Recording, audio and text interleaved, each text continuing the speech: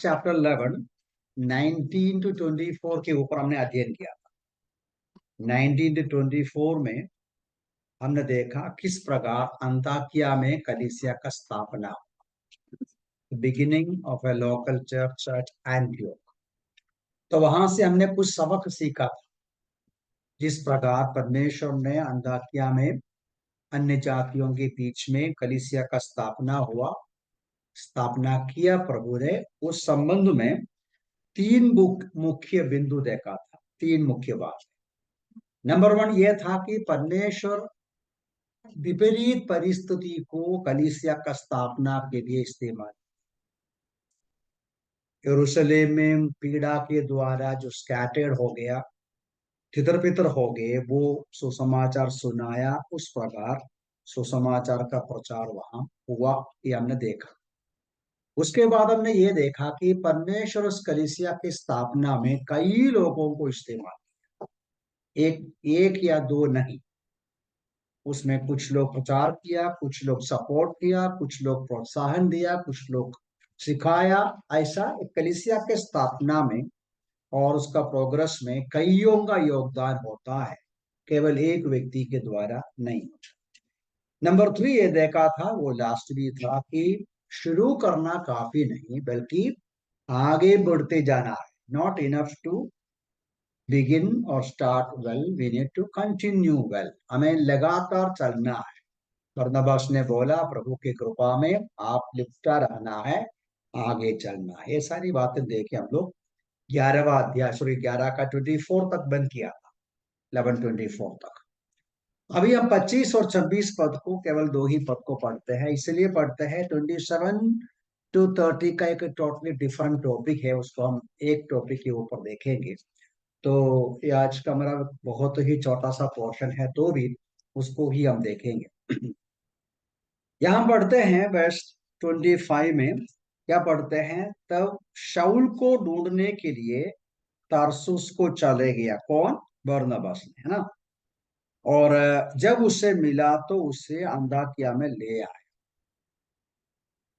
अभी 24 में हमने कैसा बंद किया? 24 में लूका ऐसा कहते हैं, वर्स 24, वो एक भला मनुष्य था, है ना। 24 में he was a good man. वो बोलने के बाद 24 में क्या भी बोला? पढ़ते हैं, for he was a good man, full of the Holy Spirit and of faith, and a great many people were added to the church.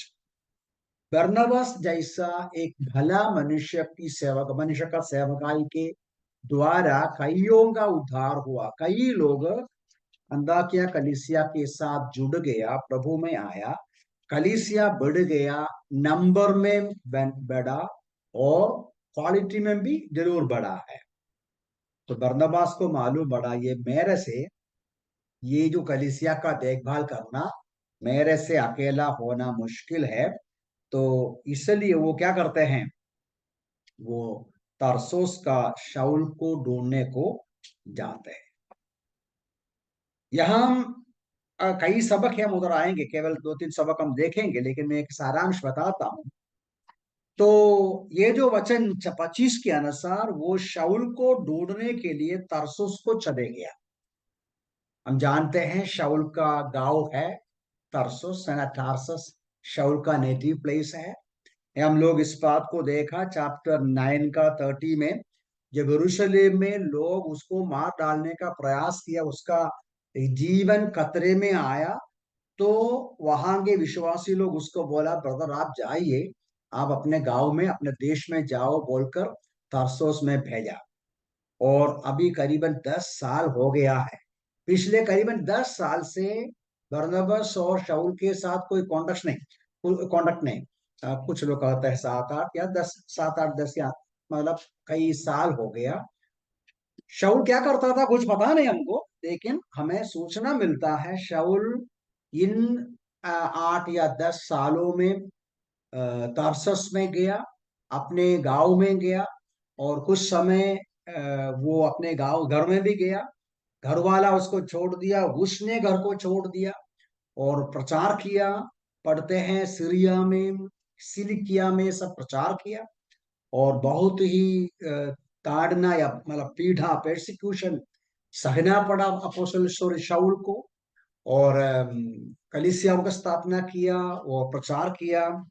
और उतना भी नहीं, हम ये भी समझते हैं उन दिनों में विशेष रूप से परमेश्वर की ओर से उसको क्या मिला?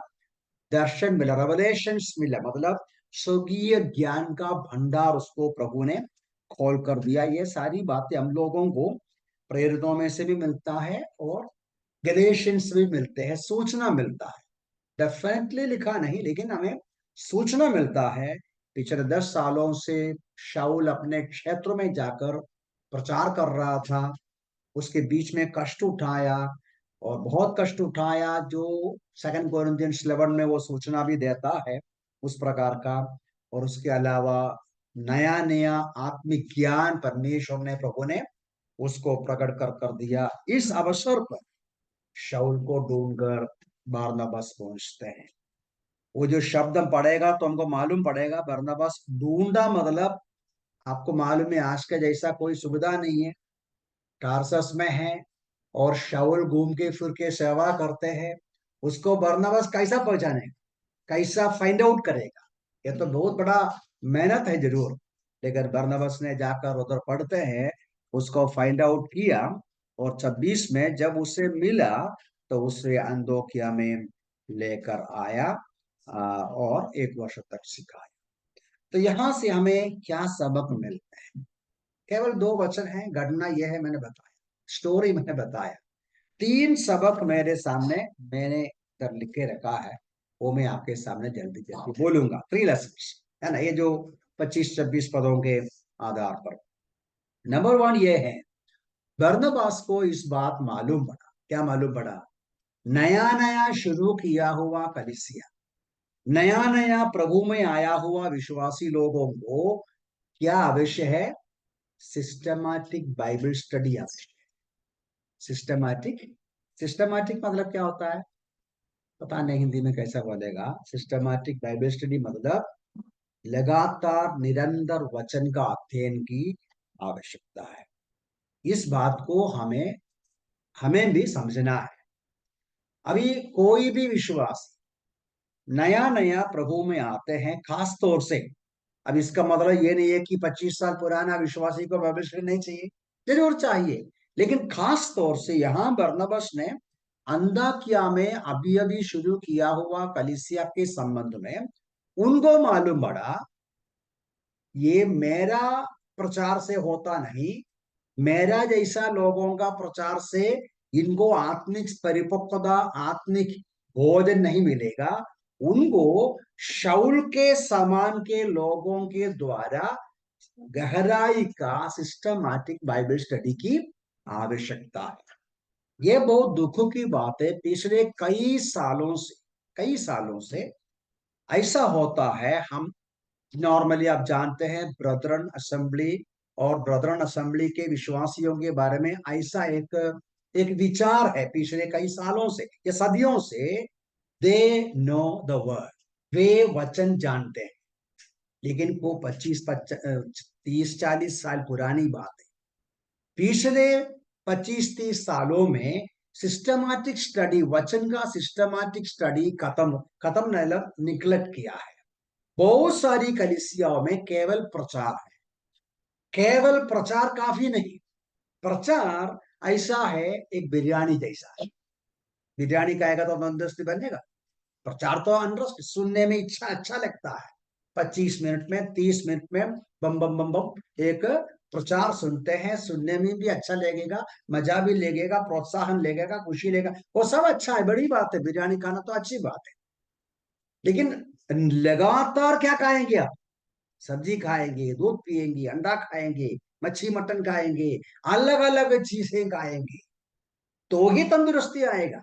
तो कलीसिया में भी विश्वासी लोगों के लिए निरंतर वचन की अध्ययन का आवश्यकता है। Systematic Bible study. मैं सिस्टमैटिक इसे नहीं, पता नहीं उसका हिंदी शब्द मुझे जल्दी मिलता नहीं।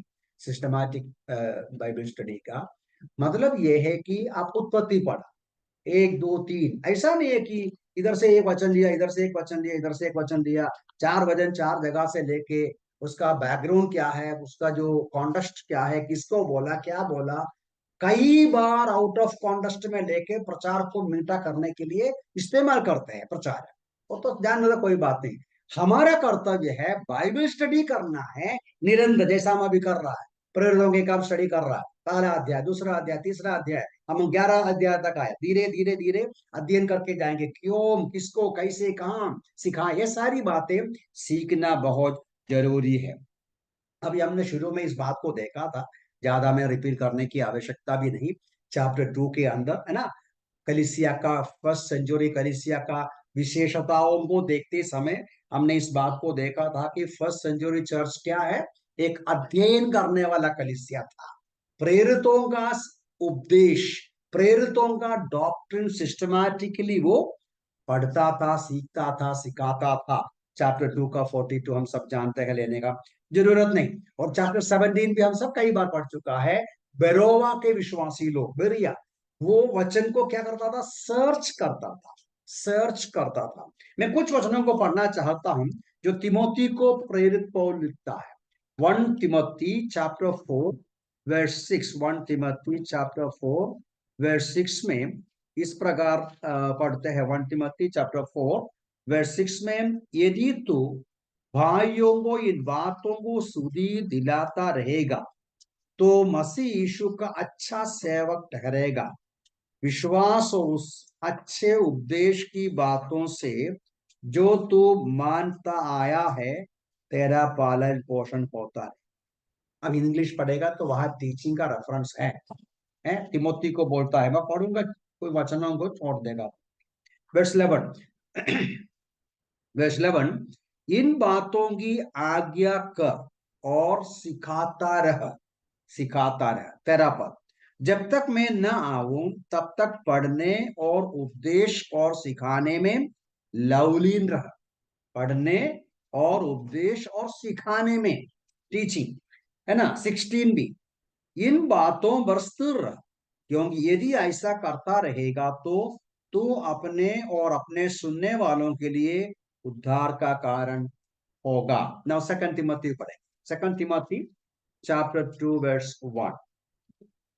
सेकंड तिमोथी चैप्टर 2 वर्स 1 में यहाँ पौलुस कहते हैं उनको फर्दर, इसलिए हे मेरे पुत्र, तू उस अनुग्रह से जो मसीह यीशु में है बलवंत हो जा, और जो बातें तूने बहुत गवाहों के सामने मुझसे सुनी है उन्हें विश्वासी मनुष्यों को सौंप दे, जो औरों को भी सिखाने के योग्य हो।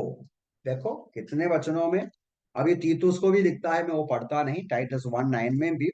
तो वचन में प्रेरित पौलुस बहुत महत्व देता था, और अपने जो शिष्य है तीतुस और तिमोथी, उनको ये बात का सूचना भी दिया, सूचना वाला इंस्ट्रक्शन दिया, आप क्या करना चाहिए, आप सिखाना चाहिए।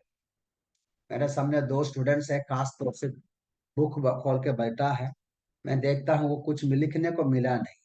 मैं ऐसे स्टूडेंट्स को बहुत प्यार करता हूँ। I must be, you know, compassionate to them, I should consider them. So आपको क्या मिला, क्या हेडिंग लिखा है मिस्टर, और आपने क्या लिखा है?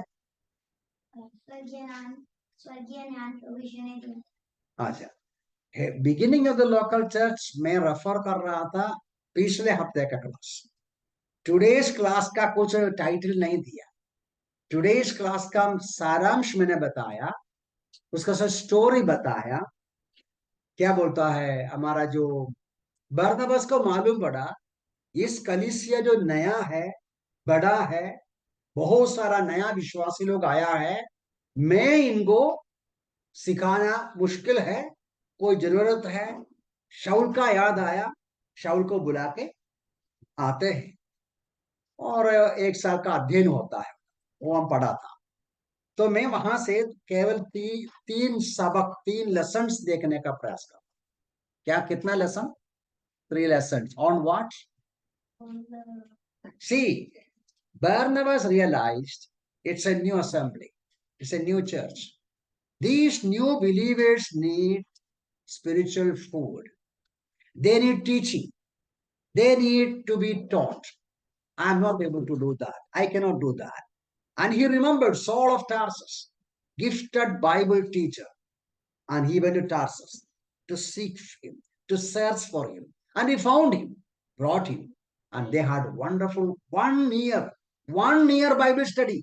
वो मैं ज्यादा एम्फोसाइज नहीं किया, उधर लिखा है 1 साल का लंबा Bible study, 1 year long Bible study Antakya के कलीसिया में, चैप्टर 11, 25 and 26 उधर चलाया। तो मैं ये बात बताने का प्रयास कर रहा था, here we have 3 lessons. What are those 3 lessons? Number one ये है, systematic Bible study is essential for a new believer, new converts, or new assembly.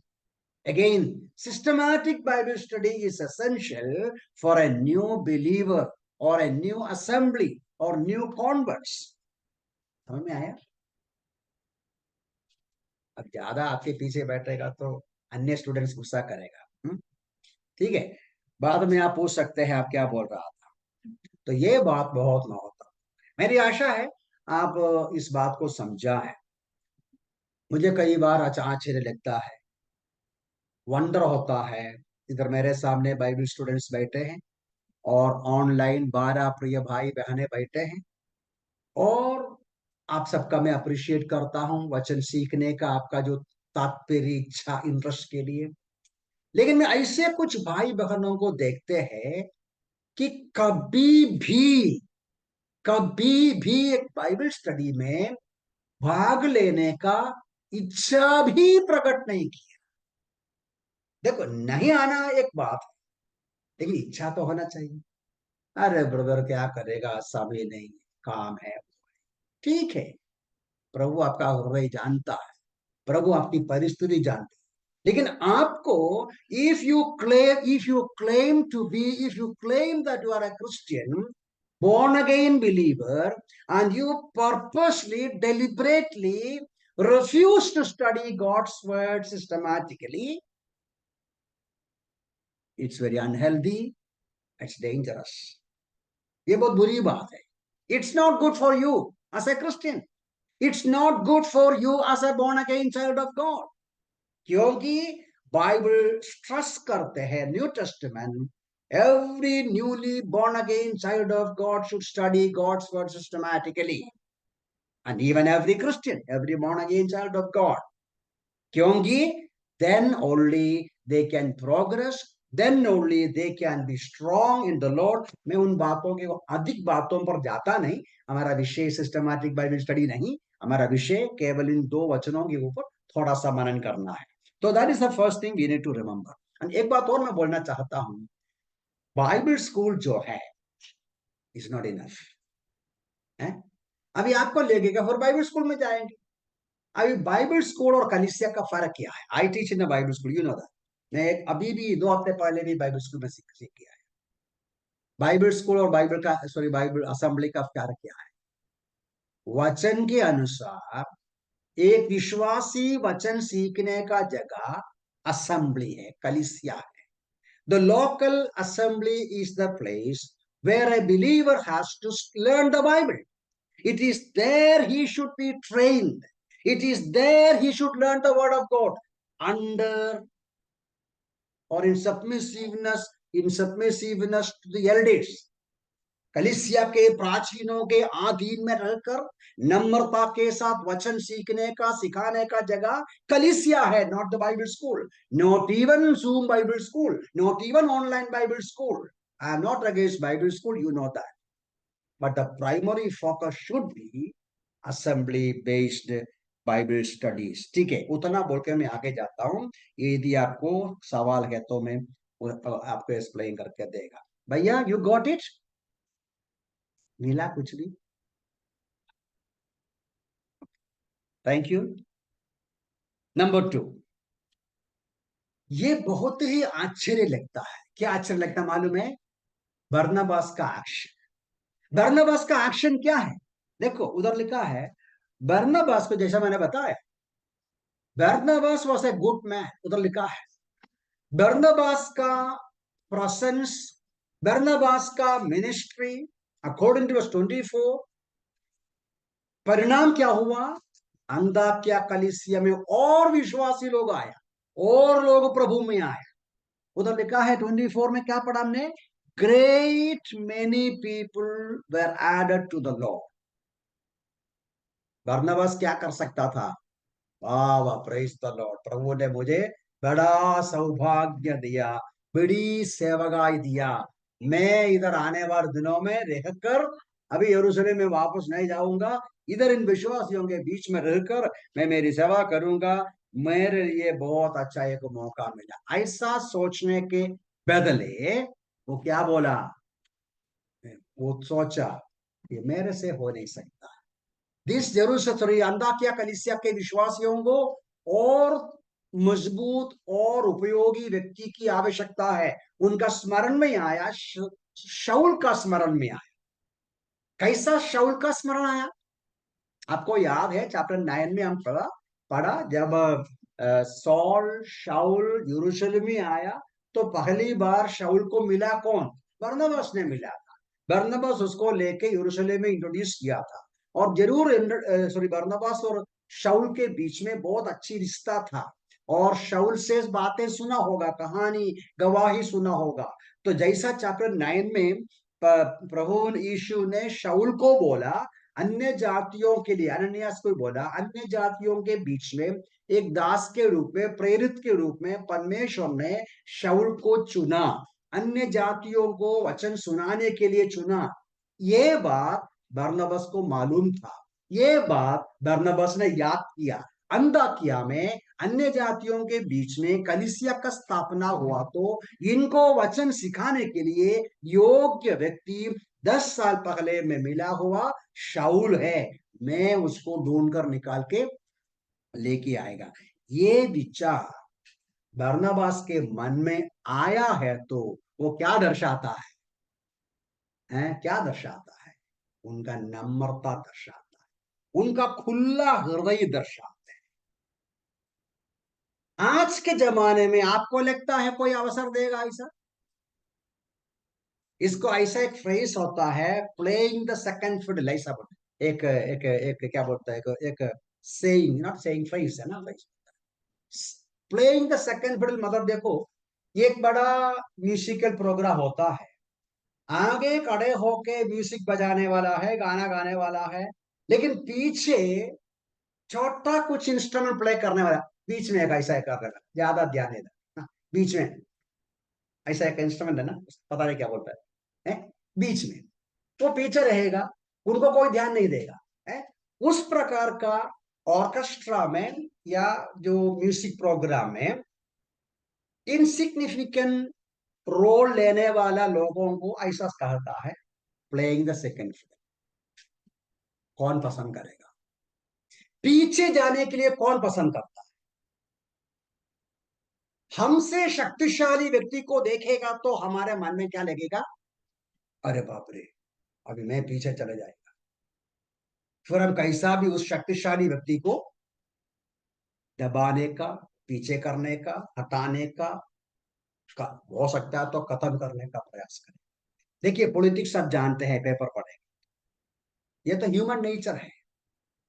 लेकिन बरनबास का जो नेचर है, वो गॉडली मैन उनके अंदर, इसलिए अभी बरनबास का कई क्वालिटीज है, वो बाद में चाहिए तो एक बार और देखेंगे। लूका क्या लिखा? He was a good man, verse 24। बरनबास का इस प्रकार को, तो मैंने ऐसा सबक के अंदर लिखा, mister you got it. The second point ये है, we need humility and openness to do what Barnabas did. What Barnabas did? He was ready to play the second fiddle. He was ready to be nobody. He was ready to be in the back. He was ready to project Saul of Tarsus as a Bible teacher and go back and sit down and let Saul teach. Let Saul be known as the teacher, as the preacher, as the main teacher, as the main person. ये छोटा सा स्वभाव नहीं है, ये छोटा सा विचार नहीं है, ये तो बहुत बड़ा नम्रता से ही होगा, खुला हृदय और नम्रता से हो।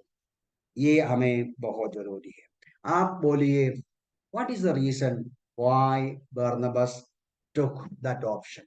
What is the reason why Barnabas chose to be behind the scene and let the teacher, gifted teacher, take the scene, take the stage, take the position? क्या लेट किया, क्या बताया, क्या रीजन है?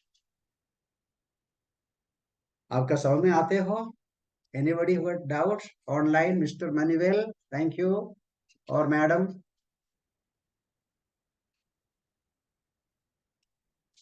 समझ में आने क्या बोला? मेरा सवाल, क्या कारण है कि बरनबास ने ऐसा एक निर्णय लिया? वो उस मुख्य स्थान को लेने से पीछे हट गया, शाऊल को ढूंढ के निकाल के लेके आकर मुख्य टीचर बनाया, मेन टीचर। उसको उसको पता था कि शाऊल was a chosen one. Okay, that's a good answer. One thing, he knew that Saul is a gifted teacher chosen by God to be the apostle for Gentiles. उसको मालूम था। और कुछ? Any other answer? बस एक को देख भला व्यक्ति था ऐसे ना, तो ठीक है, वो तो मैंने बताया था। तो भले व्यक्ति अच्छा था। Anything else?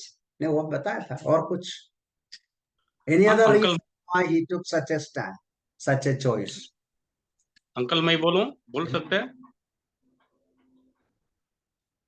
बस और पॉल दोनों एक साथ अविश्वासी जगह पे गए हैं, तो उनका उसका सेवक है, इसको मालूम है कि वो तो भाई शर्मा ने सूचना दिया उसका, बिकॉज बरनबास को मालूम था शाऊल एक गिफ्टेड टीचर है। शाऊल को प्रभु ने इस सेवागाई के लिए बुलाया, अलग किया, वो सब बताया। Any other reason? अंकल मैं बताऊं? One more answer should be there. Any other reason mister छोटा भाई पॉल? बरनबास को ये मालूम था, नहीं तो यह विचार था, कोई भी सिखाओ, कोई भी प्रचार कर, दो मुख्य बातें, कलीसिया का भलाई होना है, प्रभु की महिमा होना। बरनबास को एक ही विचार था, कलीसिया की भलाई हो, प्रभु की महिमा हो। कलीसिया की भलाई होना है तो भलाई होने के तरीके में योग्य व्यक्ति सिखाना, वो शाऊल है। और अल्टीमेटली प्रभु की महिमा भी होना है। तो ये भी हमारे लिए एक सबक है। सबक यह है कि हम हमेशा तैयार होना चाहिए एक स्टेप पीछे आने के लिए, यदि उस एक्शन के द्वारा प्रभु की महिमा होगा, कलीसिया की भलाई होगा। कलीसिया की भलाई के लिए हम इनविजिबल होना आवश्यकता है, तो इनविजिबल होना चाहिए। कलीसिया की भलाई और प्रभु की महिमा के लिए हम इनसिग्निफिकेंट बनना आवश्यक है, तो करना चाहिए। बड़ी बात हमारी व्यक्तिगत महिमा नहीं, प्रभु की महिमा है।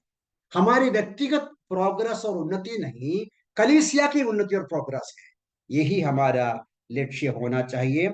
ये बात भी हमें इधर से एक सबक मिलता है। तो दैट इज नंबर 2।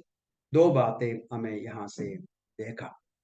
आपको याद होगा, हम पहले देखा है कुरिन्थियों की पत्री में पौलुस लिखता है 1 कोरिन्थियन चैप्टर 1 में, वो उधर लिखते हैं कि आपके बीच में मैंने फलाना फलाना लोगों को ही बपतिस्मा दिया और ज्यादा किसी को बपतिस्मा नहीं दिया। उधर लिखा है कि मैं मुझे प्रभु प्रचार करने के लिए भेजा, बपतिस्मा करने के लिए नहीं भेजा। पौलुस ने जानबूझकर बपतिस्मा की सेवकाई कुछ और विश्वासियों को दिया। प्रभु ने उसको दिया हुआ जिम्मेदारी प्रचार को फोकस किया। और एक्ट 6 में भी हमने देखा प्रेरित और अपोस्टल्स क्या बोला, प्रभु ने हमको सौंपा हुआ काम वचन की सेवकाई, टेबल की सेवकाई, आप लोग और किसी को चुनो। और तो ये हमें कलीसिया के रूप में समझना है कि कलीसिया के अंदर अलग अलग सेवकाई होता है। इन अलग अलग सेवकाई के लिए अप्रोप्रिएट स्पिरिचुअल गिफ्ट है, और वो गिफ्ट के आधार पर कोई भी उस सेवकाई करने को हम अवसर देना अच्छा है, उससे प्रभु की महिमा हो। ठीक है, तो नंबर 3 पर आएंगे। दो बातें क्या क्या देखा? You got the lessons based on Acts chapter 11 verse 25 and 26। First lesson ये है, new believer, new assembly, they need systematic Bible study. And number 2 ये था, तरीका मैंने जो लिखा बोला फर्क में है, कोई बात नहीं। ह्यूमिलिटी एंड ओपननेस ऑफ बारनबास हमें सबक देता है। नहीं तो for the sake of the assembly growth and the glory of God, it's always good to take the second position. Be willing to play the second fiddle. Be ready to be invisible. Be ready to be nobody. Never try to be somebody. Never try to grab the glory that belongs to God alone. ठीक है, आगे बढ़ना चाहता हूं। The result of the effort of Saul and Tarsus. देखिए वो वचन का अंतिम भाग कैसा है। वर्स 26 का लास्ट में क्या लिखा है? 1 साल का बाइबल स्टडी का परिणाम क्या निकला? ये वचन हम कई बार जरूर पढ़ चुका है, तो भी और जो कॉन्टेक्स्ट में उसको पढ़िए तब आपको इसका गंभीरता समझ में आएगा। उधर क्या पढ़ते हैं? 1 वर्ष तक कलीसिया के साथ मिलते और बहुत लोगों को उपदेश देते रहे, और चेले सबसे पहले अंताकिया ही में मसीह कहलाए। है ना, उसका कनेक्शन आपने देखा। So it was that for a whole year they assembled with the church and taught a great many people, and the disciples were first called Christians in Antioch. हम इसके पहले केवल 26 का अंतिम भाग निकाल कर पढ़ेगा तो इसका महाना समझ में नहीं आएगा, लेकिन इसको आप कनेक्ट करके देखो। लूका जिस तरीके से लिखता है, सबसे पहले अंताकिया में मसीह लोग, प्रभु के लोगों को, यीशु के चेलों को क्रिश्चियंस बुलाया, मसीह लोग बुलाया। क्यों बुलाया? क्यों बुलाया? अब ये ऊपर का वचन हमें समझाते हैं। 1 साल का बाइबल स्टडी, क्या बाइबल स्टडी लिया होगा? क्या टॉपिक सिखाया होगा? कुरिन्थियों की पत्रिका अध्ययन किया होगा या इफिशियंस, कोलोशियंस? आपको क्या लगता है? उन दिनों में कोलोशियंस नहीं था, इफिशियंस भी नहीं था, तो फिर क्या सिखाया होगा? अंदाज कर सकते हैं मसीह के बारे में सिखाया। प्रेरित पौल आकर यीशु मसीह के बारे में सिखाया होगा। कौन सा पुस्तक के आधार पर? कौन सा पुस्तक पढ़ा होगा प्रेरित पौल? पुराने नियम, शायद एशिया के पुस्तक या और कुछ पासेज। पुराने नियम में लिखा हुआ मसीहा, उसको पौलुस ने या शाऊल ने प्रस्तुत किया। यीशु मसीह की कहानी, यीशु मसीह के बारे में, उनका महत्व, उनका श्रेष्ठता, the glory and perfections of Christ, the work of Christ, the person of Christ.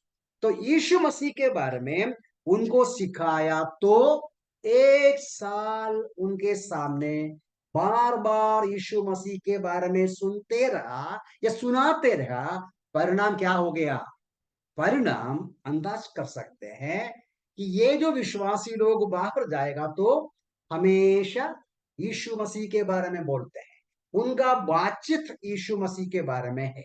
उनका व्यवहार में भी यीशु मसीह का स्वभाव स्वाभाविक रूप में आ गया है। और परिणाम स्वरूप अन्य लोग, बाहर के लोग इन स्टूडेंट्स में, इन शिष्यों में, इन प्रभु के लोगों में क्या देखा? मसीह का स्वभाव देखा, मसीहियत तो देखा। यीशु मसीह के बारे में बार बार सुनते रहा, तो वो लोग बोला ये यीशु मसीह का पार्टी है। They are the party of Christ. Christian का मतलब वो है। क्रिश्चियन मतलब ये है of the party of Christ. यीशु मसीह का लोग। तो हमें क्या समझ में आता है?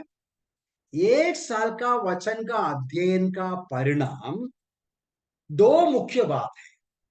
पहली बात, उनके अंदर यीशु मसीह का स्वभाव प्रकट हो गया, क्राइस्ट लाइकनेस।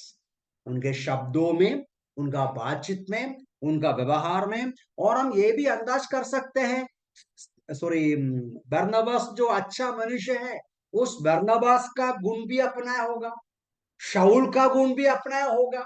देखिए ये बात तो स्वाभाविक है। स्टूडेंट्स जो मतलब जो भी स्टूडेंट्स हैं, जो टीचर को बार बार सुनते हैं, वो टीचर का जैसा बात करना शुरू करेगा, और जो व्यक्ति के बारे में बार बार सुनते हैं, उनके समान बनने का इच्छा करेगा। तो नेचुरली उनके अंदर ये स्वभाव आया। क्या स्वभाव आया? तो what is the third point? The third point ये है, as a result of 1 year long Bible study, Christ likeness was visible in them. यीशु मसीह का स्वभाव, क्राइस्ट लाइकनेस। क्या क्राइस्ट लाइकनेस मतलब क्या है? They began to speak like Christ. They began to behave like Christ. They began to respond like Christ. They began to think like Christ. So they were Christ-like in their words, in their deeds, in their attitude, and people began to say they are the party of Christ. So people began to say they are the party of Christ. In other words, Christians. Christian is Christ, Christians. Christians, the party of Christ, of the party of Christ. आपको जानते हैं लूका अपने पुस्तक में इसके पहले और इधर भी मसीह यीशु मसीह के चेलों को, फॉलोअर्स ऑफ क्राइस्ट को क्या टाइटल दिया था? उधर लिखा है शिष्य, लिखा ना 26 पद में, 26 में शिष्य लिखा है। What are the other titles? आपको तो मालूम है, आप जल्दी बोल सकता है, बोलेगा तो। लूका अपने पुस्तक में प्रेरितों के काम में अब तक यहाँ बोला पहली बार अंताकिया में क्रिश्चियंस बुलाया या मसीह लोग बुलाया, उसके पहले और क्या क्या टाइटल्स इस्तेमाल किया, नाम इस्तेमाल किया? शिष्य लोग, है ना, वो एक टाइटल है। मैं वचनों को लेता नहीं, आप जानते हैं ना, तो आप खुद फाइंड आउट कीजिए। डिसाइपल्स, सेइंट्स, संत लोग, सेइंट्स, ब्रदरन, भाई लोग, ब्रदरन, ये सब मीनिंग का मतलब मीनिंगफुल है, उसमें कोई शक नहीं। बिलीवर्स, विश्वासी लोग। अब मैं क्या बोल रहा हूं? द टाइटल्स और the name Luke has already used for the followers of Christ: disciples, saints, brethren, believers. Hello, did you get it? Believers. Okay. Being saved, उद्धार पाने वाले, that is in 247, उद्धार पाने वाले। People of the way, उस मार्ग के लोग, 9:2 में लिखा है, और 11:26 में न्यू नेम उनको मिलता है, वो क्या है? क्रिश्चियंस। हिंदी भाषा में उसके लिए क्या लिखता है? अंदाकिया मसीही कहलाया, मसीही कहलाया। आप जानते हैं मसीही, क्रिश्चियन शब्द 2 बार और आते हैं न्यू टेस्टामेंट में। वो किधर है? मैं लूंगा नहीं, मैं रेफरेंस बोलूंगा, यदि आपको जानता है तो बताइए। 26 का 28 में है, एक्ट्स 26:28 में। One more time, book of acts में फॉलोअर्स ऑफ क्राइस्ट को क्रिश्चियंस बुलाते हैं। वो बोलते हैं कौन? अग्रिपा। पॉल अग्रिपा के सामने गवाही देते हैं, मैसेज सुनाते हैं, संदेश सुनाते हैं। अग्रिपा पूछता है, क्या मुझे भी तुम क्रिश्चियन बनाना चाहते हो? मतलब उन दिनों में क्रिश्चियन या मसीही शब्द वेल नोन हो गया। To become a follower of Christ means Christian बनना, नाम ऐसा सुनाया गया। तो इसलिए हमें समझने के लिए नॉर्मली कहता है, ऐसा कहा जाता है, उन दिनों में क्रिश्चियन नाम मजाक करते हुए बुलाया, या उनका निंदा करते हुए बुलाया, या अपमान करते हुए बुलाया, ऐसा बोलना मुश्किल है। इट्स नॉट राइट टू से कंप्लीटली और एब्सोल्युटली ये एक मजाक करने का बात। मीनिंगफुली वो बोला कि इसे क्रिश्चियन, इसे उनका बातचीत देखो, उनका चेहरा देखो। आज भी बोले ना, अरे ये तो वो तेकेमुरपल कुटुंब परिवार का है ना, उनका फेस देखो, वो जो अपचन के समान दिखता है, उनका आंख देखो, उनका नाक देखो, ऐसा बोलता है ना। तो उधर के लोग बोले देखो इनका स्वभाव देखो ये अलग है, ये लगता है क्रिश्चियन है, क्रिश्चियन। तो क्रिश्चियन नाम आदर के साथ बुलाया, ऐसा हम समझ सकते हैं। एक और बार क्रिश्चियन नाम आता है किधर, 1 पीटर चैप्टर 4:12 में, जब बोलते हैं लेट्रो as the days gone, क्या हो गया, परसिक्यूशन शुरू होते हैं, मसीह लोगों को सताते हैं। तो जरूर जो कोई क्रिश्चियन है उनको सताता था। 4:12 नहीं, 4:16, 1 पीटर 4:16। तो इस प्रकार एक नया नाम मिलते हैं। तो मेरा मेन पॉइंट ये था, 1 साल का बाइबल स्टडी का परिणाम के रूप में उनको एक नया नाम मिला। तो वचन का अध्ययन करने वाले का स्वभाव बदलेगा। इस संडे को हम लोग इस बात को देखा, पूरा देखने का समय नहीं मिला था। देखिए, ये बात के ऊपर कोई शक नहीं है, जो व्यक्ति वचन सीखता है, जो नहीं सीखता है, लॉन्ग टर्म में दोनों के आत्मिक जीवन में बड़ा फर्क हो। जैसा एक व्यक्ति हो, दो व्यक्ति, एक व्यक्ति हफ्ते में एक बार खाना खाता है, दूसरा एक व्यक्ति हर रोज खाना खाता है। 4 दिन में 5 दिन में फर्क नहीं मालूम पड़ेगा, 2-3 साल के बाद शायद एक छुट्टी करेगा, एक तंदुरुस्त रहेगा। हर दिन भोजन करेगा तंदुरुस्त रहेगा, हफ्ते में एक भोजन करेगा तो कमजोर रहने का पूरा संभावना है ना। तो ये दुख की बातें कई विश्वासियों को समझना बहुत मुश्किल है, समझाना बहुत मुश्किल है। लेकिन धन्य है आप जो वचन सीखने के लिए आए, आपका तारीफ करते, आपका अप्रिशिएट करते हैं, और गहराई से अध्ययन करें, पेन के साथ, बुक के साथ, पेपर के साथ, सुनते हुए, लिखते हुए, पूछते हुए, सलाह पूछते हुए, डाउट पूछते हुए, डाउट क्लियर करते हुए, ऐसा अध्ययन करने का प्रयास करें। ओके, फटाफट जाएंगे। एक और परिणाम, नहीं एक बात और बोलना चाहिए। जो 2000 साल पहले क्रिश्चियन नाम मीनिंगफुल नाम था, लेकिन आपका आज कैसा है?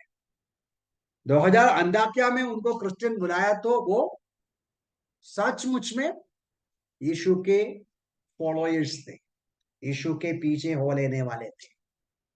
लेकिन आज क्रिश्चियन बोलेगा तो आम नामधारी, जो वचन कभी नहीं पढ़ा, नया जन्म नहीं पाया, जो उद्धार नहीं पाया, ये सब क्रिश्चियन है। तो आज इसलिए क्रिश्चियन नाम में हमें कोई ज्यादा खुशी मना नहीं सकता। कुछ बाइबल टीचर्स ऐसा कहते हैं क्रिश्चियन नाम भी इस्तेमाल नहीं करना, उससे अच्छा है क्राइस्ट लविश, क्राइस्ट। तो किसी को ये पूछेगा आपको क्या आप क्रिश्चियन हैं? नहीं, मैं क्राइस्ट लवर हूँ, ऐसा बोलना चाहिए। तो सचमुच में इसलिए, और ये क्रिश्चियन पूछेगा तो उसका जवाब सिंपली हाँ यस बोलना क्लियर नहीं होगा। हमें क्या बोलना पड़ेगा? या I am a Christ lover, I love Christ and I follow Christ, ऐसा बोलना। ठीक है। और एक परिणाम भी इस कलीसिया को हुआ है, जरूर कई परिणाम है। ये जो 1 ईयर बाइबल स्टडी का परिणाम स्वरूप में, जब हम चैप्टर 13 में आते हैं, बाद में आएंगे, हम जानते हैं ये जो कलीसिया का हालत कैसा हो गया। बहुत सारे नेतृत्व से भरा हुआ कलीसिया। अपोस्टल पॉल या सॉल और बरनबास के अलावा और भी वहां लीडर्स खड़ा हो गया। लीडर्स मतलब नेताएं खड़ा हो गया, एल्डर्स खड़े हो गए, और कलीसिया को चलाने के लिए परिपक्व लोग बन गया। वचन का अध्ययन से ही विश्वासी लोग परिपक्व होते हैं। ऐसी जगह में ही ऐसा सीखने वाला ही कलीसिया का नेतृत्व कर पाएगा, कलीसिया की जिम्मेदारी उठा सकता है, कलीसिया में सेवकाई कर पाएगा। तो डेवलपमेंट ऑफ लीडरशिप, उनके अंदर result of this 1 year long Bible study, Christ likeness, number A, number B, development of leadership. और हम 13 से देखता है अंताकिया की कलीसिया यहाँ पर शाऊल को, बरनबास को मिशनरी जर्नी के लिए अलग अलग क्षेत्र में वचन सुनाने के लिए प्रार्थना करके भेजते हैं। उतना नहीं, आने वाले कई दिनों के लिए, कई समय सालों के लिए अंताकिया की कलीसिया एक हेडक्वार्टर बनते हैं वर्ल्ड इवांजेलिज्म का। उस समय का दुनिया भर में सुसमाचार सुनाने का एक केंद्र बन गया। कौन? ये जो अंताकिया की कलीसिया। ये सब कहां से शुरू हो गया? जरूर कई विश्वासियों का मेहनत उसमें है, लेकिन ये जो वचन हमने पढ़ा उस वचन के आधार पर बरनबास का उस दर्शन, बरनबास का उस नम्रता, बरनबास का वो जो ओपननेस, इस वजह से शाऊल जैसा एक able gifted man of God को लेकर आया। उनकी सेवकाई के द्वारा उस कलीसिया परिपक्व बन गया, आशीष गया। उतना भी नहीं, एक बात और हम उपेक्षा नहीं कर सकता, वहां के कलीसिया का विश्वासी लोग भी विलिंग था। वो बोल सकता था, हे भाई साहब बरनबास जरा जाओ, तुम यरूशलेम का जाओ, हम अंताकिया के काम हम करेंगे, आप यरूशलेम में जाओ, बोल सकता था ना। ऐसा ही बोल सकता था, आप तो यरूशलेम से आया है, आप यरूशलेम में जाओ, हमारी बात हम देखेगा। ऐसा नहीं, देवर ऑल्सो विलिंग। वो जो संत लोग भी तैयार था, इसलिए शाऊल का सेवकाई वहां कर पाया और परिणाम स्वरूप उस कलीसिया आशीषित हो गया। मेरी प्रार्थना है प्रभु हमें सहायता करे, यहाँ से जो 3 सबक हमने देखा उस सबक को खास तौर से हम मन में रखें।